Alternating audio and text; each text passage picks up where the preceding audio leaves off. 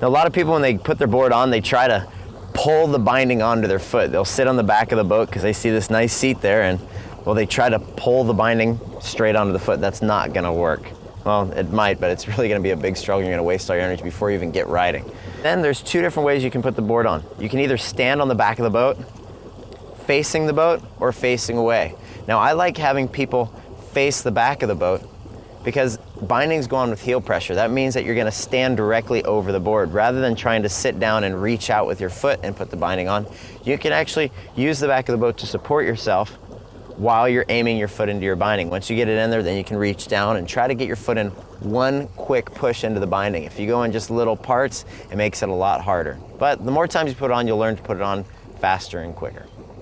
Faster and quicker is kind of the same thing, right? No, whatever. That's fast and that's quick.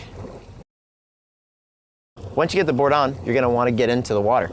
You can do that a couple different ways. Some people, they just go ahead and sit down on the back and scoot in. But if you wanna go in with a little more style, make it look like you're knowing what you're doing, scoot to the side of the platform. Rather than going straight off the end the first time, scoot to the side to where the platform is about halfway between your feet underneath the bindings. Once you get there, you can lean onto your front foot, slide right into the water, and do your best to keep the board straight underneath you. Otherwise, it's gonna slip out and your hair is gonna get wet. Now, once you get that dialed in, you can go straight off the back of the platform, whether you're facing forward or backward. Another reason I like people facing the back of the boat when they're putting the bindings on is so that when they hop off backwards, they can use their hands to push the platform off if they need to. So what about flipping the board over?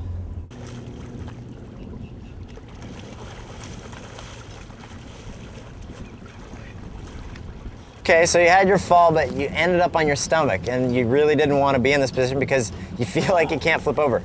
Now, when you go to flip over, some people, especially kids, have a little bit of a harder time. So we did some shots in the pool just to show you the best way to get the board around, or the best way in my opinion. What you want to do is you're first going to take your, let's say, okay, the first thing you're going to do is if you want to turn to the right, you're gonna take your right arm, you're gonna throw it over on top of the water while pulling your right knee in. Is it right knee? Yeah. As you throw your right arm over, you're gonna pull your right knee in. What that does, that's gonna get the board out of the water a little bit more and almost put it flat on top. If you try to spin over with the board still deep into the water, the board has a tendency to be very buoyant, which makes it hard to push deeper into the water. So if you can actually get the board out of the water by pulling your knee into your chest, it makes it easier to flip over. So throw your arm over, pull your knee in, and then try to spin the board. Sometimes if kids have a little bit more of a difficult time, the parent will need to go, you have to flip them over, but if you haven't practiced in a pool, they can actually all learn to flip themselves over. One, the way I have people for the first time get out of the bindings is when the board's floating right in front of you, where your back's in the water, you're gonna just take both hands, reach toward the toe side edge of the board and pull towards you. Now generally one foot's gonna come off before the other, but just pull and you just kind of push on your foot and you're gonna feel your heel start to raise out of the bindings. Once you get one foot free, you can actually take your free foot and push on the heel edge of the board towards your shins. That's gonna pop it off your other foot. Now, once you feel comfortable doing that, or if you actually wanna try the other way, if you can keep the board underneath you while floating in the water, you can actually just pull your feet right out of the bindings because the water keeps the board from moving. So you can actually quickly pull each foot out. And you can see in this pool shot here, you can see from this underwater angle that you can actually just yank your feet right out of the bindings. And if you're cool enough, you can tap it with your toe and the board will float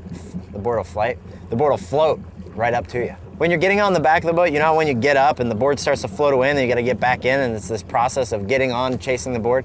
If you flip the board upside down and lay the tail on the platform, it generally doesn't float away unless the boat's moving quickly, which it shouldn't because the driver's engine is off. So flip the board upside down, put the tail on, the board's not gonna go anywhere and you get up. Tips from Shaun Murray.